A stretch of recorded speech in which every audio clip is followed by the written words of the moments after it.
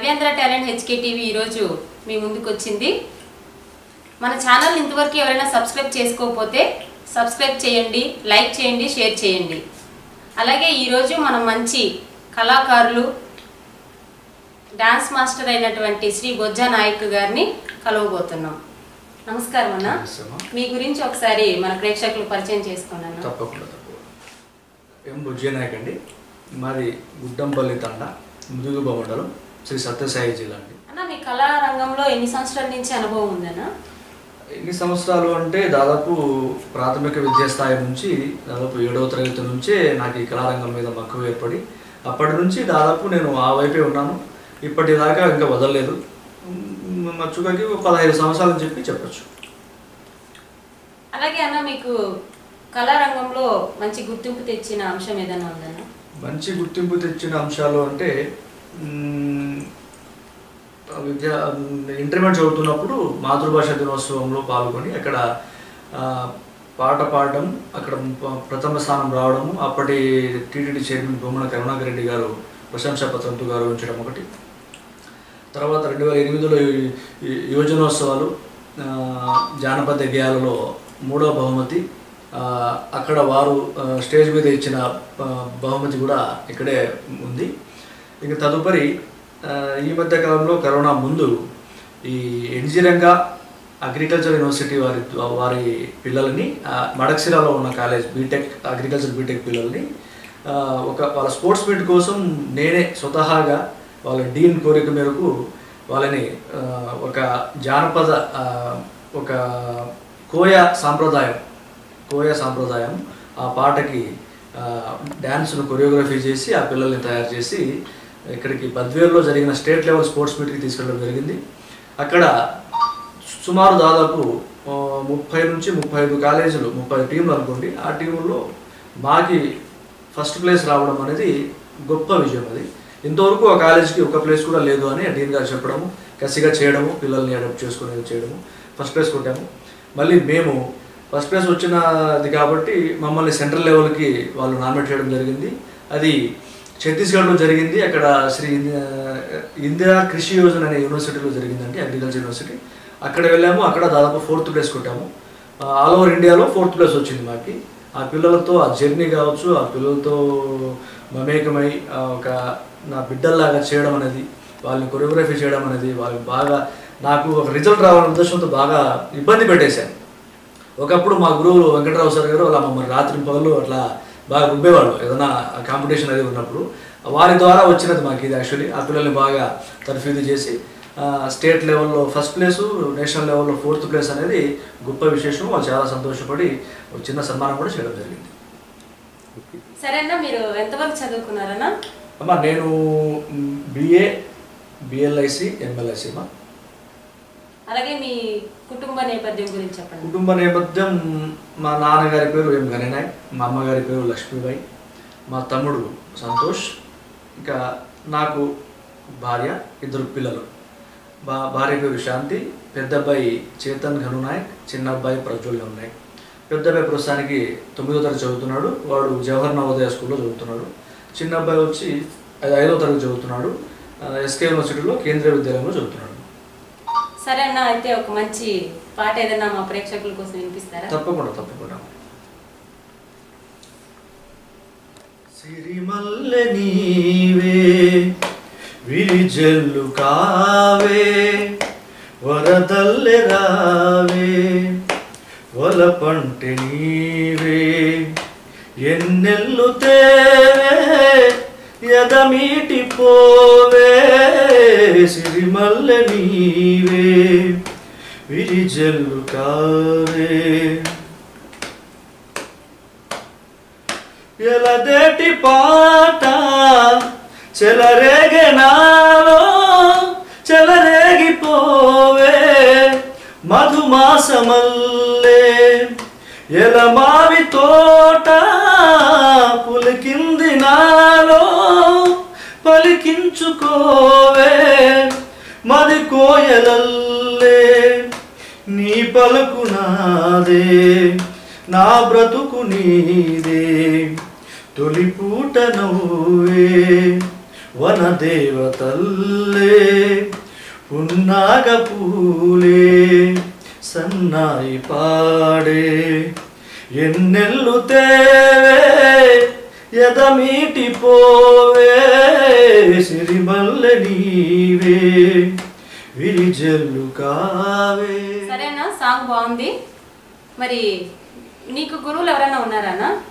నాకు గురువులు అంటే నా కళా ప్రస్థానం స్టార్ట్ చేసినప్పుడు దాదాపు 7వ తరగతిలో అనంతపురం జిల్లాలో రూరల్ డెవలప్మెంట్ ట్రస్ట్ అనే ఒక ఆర్గనైజేషన్ పల్లెల్లో ఉన్న కళలను బయటకు తీసే ఉద్దేశంతో ఒక కల్చరల్ సెక్టార్ని ఒకటి ఏర్పాటు చేసి అప్పుడు మా గ్రామాలలో కల్చరల్ సెక్టార్లో కల్చరల్ సీఓలు అన్నట్టు కల్చరల్ ఆర్గనైజర్ అనే వాళ్ళు పనిచేసేవాళ్ళు.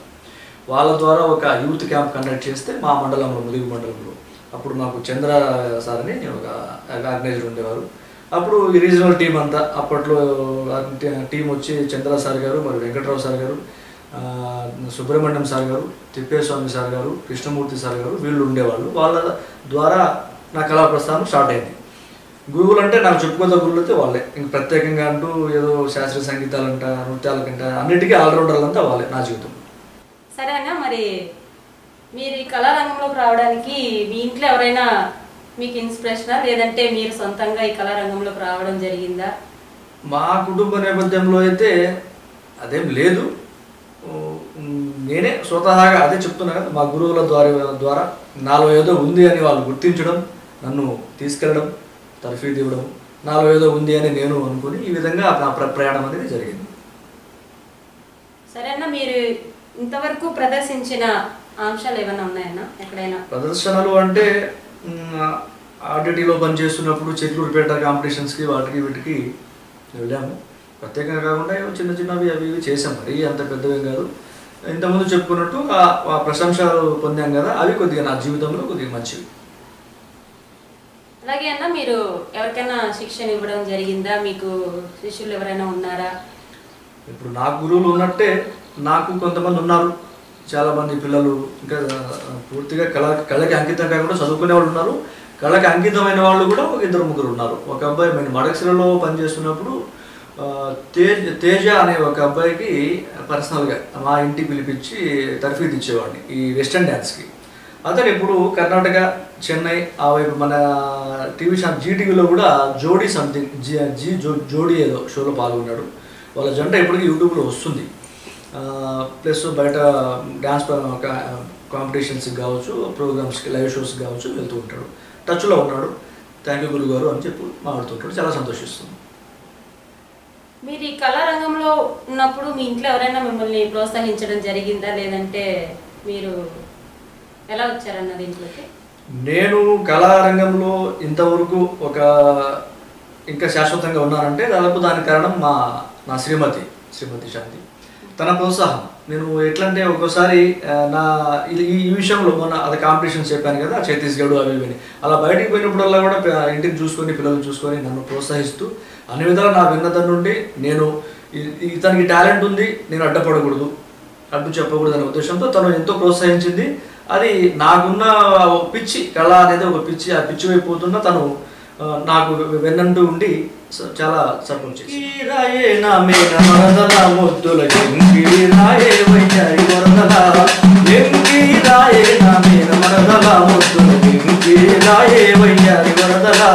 కన్నులకు కాటు కట్టి జడ నిండా పూలు పెట్టి వయ్యారంగా రావే రంగే ఎంకి అబ్బా ఎంకి ఎంకి రాయే నామేన మరదల మొత్తుల ఎంకి రాయే వయ్యారి వరదల ఎంకి రాయే నామేన మరదల మొత్తుల ఎంకి రాయే వయ్యారి వరదల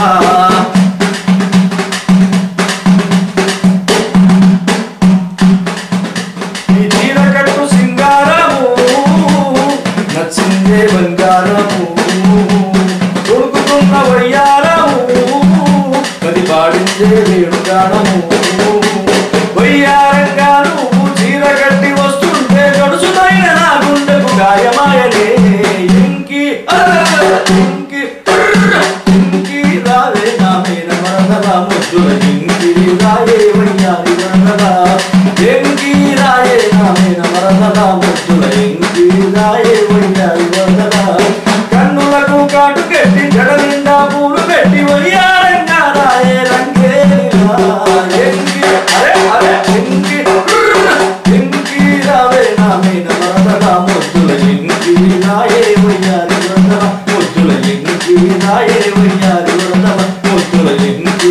వయ్యారి వరదరామ. పాట చాలా బాగుందన్న. సంతోషం. అన్న, ఇప్పుడున్న కళాకారుల పరిస్థితి ఏంటన్నా? ఇప్పుడున్న కళాకారుల పరిస్థితి అంటే కరోనాకి ముందు కరోనాకి తర్వాత అని చెప్పుకోవాలి మనం. ఇప్పుడు పరిస్థితి ఎలా ఉంటే చాలా దయనీయమైన పరిస్థితుల్లో ఉన్నారు వాళ్ళు. ఎటువంటి ప్రోగ్రామ్స్ లేక కళనే నమ్ముకొని జీవిస్తున్న వారి పరిస్థితి చాలా దుర్భరంగా అయిపోయింది. దాన్ని నమ్ముకొని జీవిస్తూ ఆ కుటుంబాన్ని పోషిస్తూ ఉండే వాళ్ళంతా ఈరోజు ఎటు ఏమీ చేయలేని పరిస్థితుల్లో ఉన్నారు. ప్రజలు కొద్దిగా కళాకారుల్ని మన ఇళ్లలో జరిగే కార్యక్రమాలు కావచ్చు, ఇంకో దానికి కావచ్చు, వాళ్ళకి బతుకు తెరువైన ఆ కళని ప్రోత్సహించి వారికి ఒక జీవనోపాధిని కల్పిస్తే కొంచెం అంతో కొంత మెరుగుపడుతుందని నా ఉద్దేశం. మీరు ఇంతవరకు ప్రభుత్వ పథకాల్లో కానీ కార్యక్రమాల్లో కానీ పాల్గొనడం జరిగిందా? ప్రభుత్వ కార్యక్రమాలు అంటూ ప్రత్యేకంగా ఏం పాల్గొనలేదు. పథకాల గురించి కూడా అంటే ఒక విధంగా చెప్పడం అంతేగాని కళారూపంలో ఎక్కడ నేను పాల్గొనలేదు. ఆర్డిటీలో పనిచేస్తున్నప్పుడు, ఆర్గనైజేషన్లో పనిచేస్తున్నప్పుడు అవేర్నెస్ ప్రోగ్రామ్స్ అని కొన్ని పథకాల గురించి అవి చేసేవాళ్ళము. తదుపరి ప్రత్యక్షంగా ఏమి చేయలేదు. సాంప్రదాయ కళలు ఇంకా అభివృద్ధి అంటే ఏం చెప్తారన్నా? సాంప్రదాయ కళ అభివృద్ధి అంటే ప్రస్తుతానికి ఇప్పుడు ఎలా ఉందంటే ఏదైనా ఒక ఉత్సవం కానీ ఏదైనా వివాహం కానీ ఏది జరిగినా ఈ మధ్య విపరీతమైన డీజేలు అవి అయిపోయినాయి. ఒకప్పుడు ఎలాగంటే ఒక వివాహం అంటే ఒక ప్రత్యేకమైన సాంప్రదాయం సంబంధించి పాటల కార్యక్రమమో లేకపోతే సంగీత కచేరీనో లేకపోతే ఇంకా ఏదైనా పురాతనమైన కళలు, తోలుబొమ్మలాటలు కావచ్చు, అవి అంటే మరణానికి, వివాహాలకి, వీటికి అన్నిటికీ తోలుబొమ్మలాటలు, హరికథలు అవి జరిగేవి. ఇప్పుడు ఏమైపోయిందంటే ప్రతిదానికి ఫ్యాషన్ అయిపోయింది. రికార్డ్ డాన్సులు ఆడిచేయడం, లేకపోతే ఆ డీజేలు పెట్టేసి వాళ్ళే తాగేసి ఎగడం. అది అనేది కొద్దిగా ఎటుకుపోతుందో సమాజం అని అర్థం కావట్లేదు. అందువల్ల కళాకారులు ఇంకా దుర్భర పరిస్థితి అనిపిస్తున్నారు.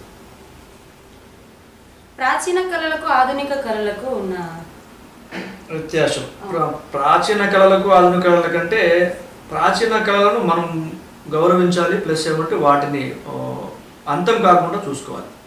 ప్రాచీన కళలు ఎలాంటివి అంటే మన కార్యక్రమాల్లో ఇందాక చెప్పినట్టు ప్రోత్సహించాలి. తోలుబొమ్మలాటలను కావచ్చు, చెక్క భజనలను కావచ్చు, హరికథలను కావచ్చు, బుర్రకథలను కావచ్చు, అలాంటివి మన సంపద. అవి మన సంపద, ఒకప్పటి నుంచి మనకి వారసత్వంగా వస్తున్న సంపద. మనం తప్ప అవి ఎవరు చేయలేరు.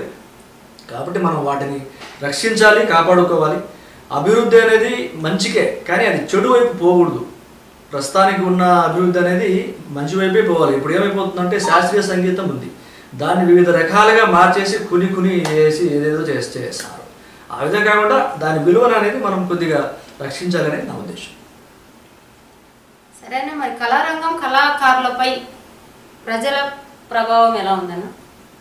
కళాకారులపై ప్రజల ప్రభావం అంటే నాకు తెలిసి ప్రజలలో కొంతమంది కళాకారులని గౌరవిస్తున్నారు, కొంతమంది ఆదరిస్తున్నారు, కొంతమంది హీనంగా చూస్తున్నారు. ఇప్పుడు ఆ మూడు రకాల చూపుల వల్ల కళాకారులు ఏమవుతున్నారంటే ఆదరిస్తే సంతోషంగా బతుకుతారు, గౌరవిస్తే గౌరవం పొందుతారు. ఇక వాళ్ళు హేళన చేసి హీనంగా చూస్తే ఏం చేయగలరు వాళ్ళు? అంతకంటే ఏం చేయగలరు? వాళ్ళ కడుపాత్రం అంతే. వాళ్ళు దాన్ని నమ్ముకొని బతుకుతున్నారు. మనం గౌరవించడానికి ట్రై చేయాలి. దేవుడు 100 మందిలో అందరికీ కళ ఇవ్వడు, ఒక్కడికే ఇస్తాడు. వాళ్ళు దేవుడి పిల్లలు అని నా మనసులో మాట. అది వాళ్ళకి అది ప్రత్యేకమైనది. మనకంటే ఏదో వాళ్ళకి స్పెషల్ అనేది ఉంటుంది కదా. వాళ్ళకుండే సామర్థ్యం, ఆ కళ అనేది స్పెషల్, అందరికీ రాదు. వాళ్ళకు ఉండేదాన్ని మనం గౌరవించాలి, అతన్ని కాదు. వాళ్ళలో ఉన్న సరస్వతి దేవుని గౌరవించాలని నా ఉద్దేశం. పౌరాణిక, సాంఘిక, జానపద కళల్లో దేనికి ఆదరణ ఉందంటే ఏం చెప్తారన్నా? పౌరాణిక, జానపద, సాంఘిక కళలు అంటే మా రాయలసీమ ప్రాంతంలో అయితే దాదాపు పౌరాణికమే. ఇప్పటికీ ఏ పల్లెకి పోయినా, ఏ వాడకు పోయినా చీమకుర్తి నాగేశ్వరరావు గారి హరిశ్చంద్ర పద్యాలు, కదిరి ప్రాంతాల్లో చిన్న సాసమ్మ కథలు తెలియని వాళ్ళు లేరు. ఇక జానపదాలు అంటే దాదాపు తెలంగాణ, ఉత్తర కోస్తాల్లో చాలా ప్రాచుర్యం. ఇక సాంఘికం అంటారా అన్ని చోట్ల ఒక మోస్తరుగా ఉంది, కానీ మరీ ఎక్కువ లేదు. ఇది ప్రస్తుతానికి పరిస్థితి. అన్న, శాశ్వతంగా కళారంగం ఇంకా బాగుండాలంటే ఏం చేయాలన్నా? కళారంగం, కళాకారులు బాగుండాలంటే తెలంగాణ ప్రభుత్వం కళాకారులకి శాశ్వత ఉద్యోగాలు ఇచ్చి వాళ్ళ కుటుంబాలను ఆదుకునే విధంగా ఏ ప్రభుత్వమైనా, మన ఆంధ్రప్రదేశ్ ప్రభుత్వమైనా కళాకారులను గుర్తించి వారిలో ఉన్న ప్రతిభ ఆధారంగా వారికి ఒక ఉద్యోగాన్ని కానీ జీవనోభివృద్ధిని కల్పిస్తే ఆ కళని నమ్ముకొని బతుకుతున్న ప్రజలు ఆ వృత్తితో కానీ ఆ ఉద్యోగంతో కానీ సంతోషంగా ఉండాలని నా ఉద్దేశం. అన్న, కార్యక్రమంలో చివరిగా ఒక మంచి పాటతో ముగిద్దామన్నా. తప్పకుండా. కావాలిరా మనమంతా ఏకము కలిగేనురా అప్పుడెంతో సౌఖ్యము. కావాలిరా మనమంతా ఏకము కలిగేనురా అప్పుడెంతో సౌఖ్యము. కరువుల నుంచి కష్టం నుంచి కాపాడుకోవడము ఒకడు ముఖ్యము. కావాలిరా మనమంతా ఏకము కలిగేనులే అప్పుడెంతో సౌఖ్యము. వినరా వినరా రైతన్నా వివరంగాను మాయన్న. వినరా వినరా రైతన్నా వివరంగాను మాయన్న.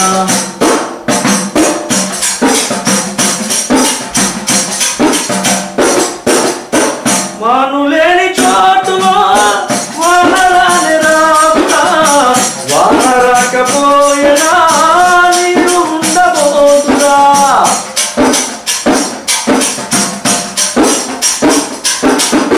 మానులేని చోటులో వానరాని రాకురా. వాన రాకపోయినా నీరు ఉండబోతురా. నీరు లేని నేలలో పైరులెట్ట పండురా. పైరు ఎండిపోయినా పంట నష్టమవురా. చెట్టే అతి ముఖ్యమని తెలుసుకో రైతన్నా. ఆ మొక్కే మన దిక్కు అని మరొకరన్నా. కావాలిరా మనమంతా ఏకము కలిగేనులే అప్పుడెంతో సౌఖ్యము. పదులు వాన వచ్చినా పడిన నీరు పూర్తిగా పారిపోతే ముందుకు ఫలితమేమి దక్కును. పదులు వాన వచ్చినా పడిన నీరు పూర్తిగా పారిపోతే ముందుకు ఫలితమేమి దక్కును. తమ్ము లేకపోయినా తడలేని వేడికి భూమి మెల్లమెల్లగా వీరుగారు మారు. చెట్టాములు కట్టిస్తే నీరే నిలవరును. ఇంత కట్టలు కట్టిస్తే చేని చేవదును. కావాలిరా మనమంతా ఏకము కలిగేనులే సౌఖ్యము. వనరులన్నీ వేగమే వృద్ధి కాకపోయినా వలసపోక తప్పదు తెలుసుకో సోదరా. మగత నిద్రనిప్పుడు మానుకోకపోతిమా మనకు ఇంక భూమిపై మనుగడైన లేదురా. అడవే మన ఆస్తి అని భావన రావాలి. ప్రగతే మన ధ్యేయమని యోచన రావాలి. కావాలిరా మనమంతా ఏకము కలిగేనులే అప్పుడెంతో సౌఖ్యము. అప్పుడెంతో సౌఖ్యము. అప్పుడెంతో సౌఖ్యము. మీ విలువైన సమయాన్ని మా నవ్యాంధ్ర టాలెంట్ హెచ్కే టీవీ ప్రేక్షకులకు కేటాయించి మీ అనుభవాలను తెలియజేసినందుకు హృదయపూర్వక ధన్యవాదాలు. చాలా సంతోషం తల్లి. నాకు ఇంతటి గొప్ప అవకాశాన్ని మీ నవ్యాంధ్ర టాలెంట్ హెచ్కే టీవీ ఇచ్చినందుకు మీకు మీ ప్రేక్షకులకు అందరికీ నా హృదయపూర్వక ధన్యవాదాలు. సంతోషం. అందరికీ నమస్కారం. Please subscribe Navyandhra talent HK TV. అందరికీ నమస్కారం. Please subscribe Navyandhra talent HK TV. మరిన్ని వీడియోస్ కోసం నవ్యాంధ్ర టాలెంట్ హెచ్కే టీవీని సబ్స్క్రైబ్ చేయండి. అలాగే పక్కనున్న బెల్ ఐకాన్ను కూడా క్లిక్ చేయండి.